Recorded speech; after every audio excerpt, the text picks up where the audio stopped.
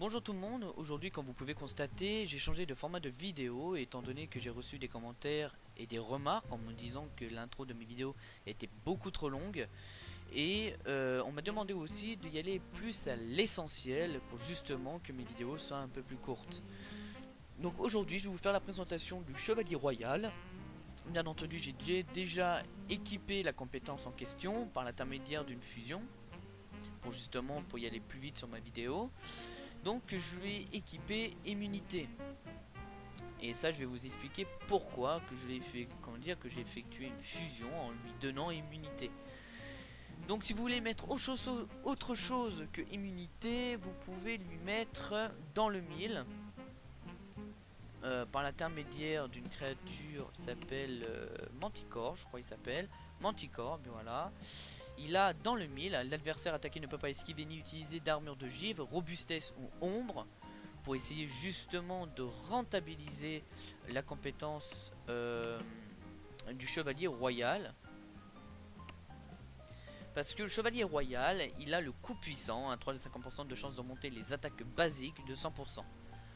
C'est la seule compétence que j'ai pu trouver pour qu'elle soit plus intéressante.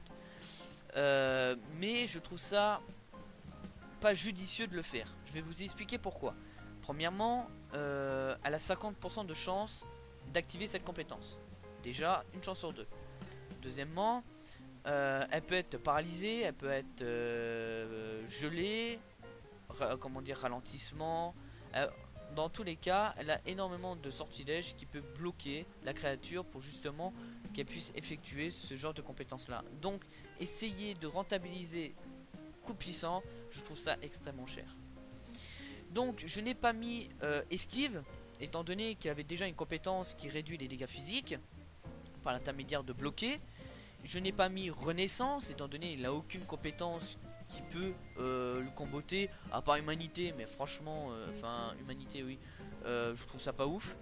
Ni mise à mort, et encore moins recyclé, parce que ce n'est pas un tank et ni comment dire, ni un support pour justement comment dire, lui équiper recyclé. D'où la raison que j'ai mis immunité. Je suis bien conscient que ça me saoule aussi je voudrais bien vous montrer autre chose que immunité, mais malheureusement on me donne pas l'opportunité de vous montrer autre chose. Et je tenais à vous dire aussi que immunité, si vous arrivez à avoir la rune en question que je n'arrive toujours pas à avoir, ben à chaque fois que vous allez, à chaque fois comment dire, la rune va s'activer, ben vous allez vous régénérer, je crois au max, je crois c'est 400 points de vie par l'intermédiaire de la rune. Donc vous imaginez, non seulement vous pouvez contrer une compétence et en plus vous auto-soigner, en plus ça réduit les dégâts physiques par l'intermédiaire de bloquer, et en plus bah, quand même elle a une attaque quand même extrêmement offensif, parce que même si elle fait pas les 50%, elle fait quand même 600 comment dire 679, voilà. Voilà, 679 en attaque, sachant que je n'ai pas en monté au max, comment dire, protéiforme. Donc elle est vraiment très intéressante comme créature. Donc n'hésitez pas à, comment dire, à mettre dans votre deck si vous n'avez pas qu'on a des créatures à 5 étoiles. Donc c'est une créature quand même qui est très intéressante, très robuste, et en plus c'est un très bon breed, parce que non seulement elle est robuste, et non seulement elle fait quand même pas mal de dégâts. Alors je vais équiper rune bloquée. Si bloqué s'active, celui réduit l'attaque de la créature 50%, enfin de 50. Donc je crois au niveau 10 elle peut atteindre 100. Donc vous pouvez réduire son attaque en face. Donc c'est très intéressant. Je vais lui donner protéiforme. Comme ça va monter l'attaque et ses points de vie.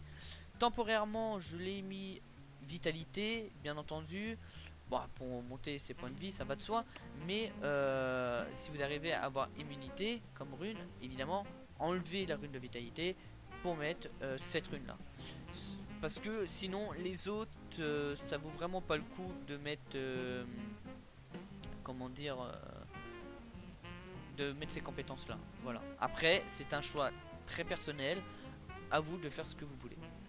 Ceci étant dit, j'espère que la vidéo ça vous aura plu, surtout cet nouveau format là. N'hésitez pas à mettre dans les commentaires, et encore si vous avez des questions ou quoi que ce soit, je serai toujours là pour vous aider. Et j'espère que vous aussi.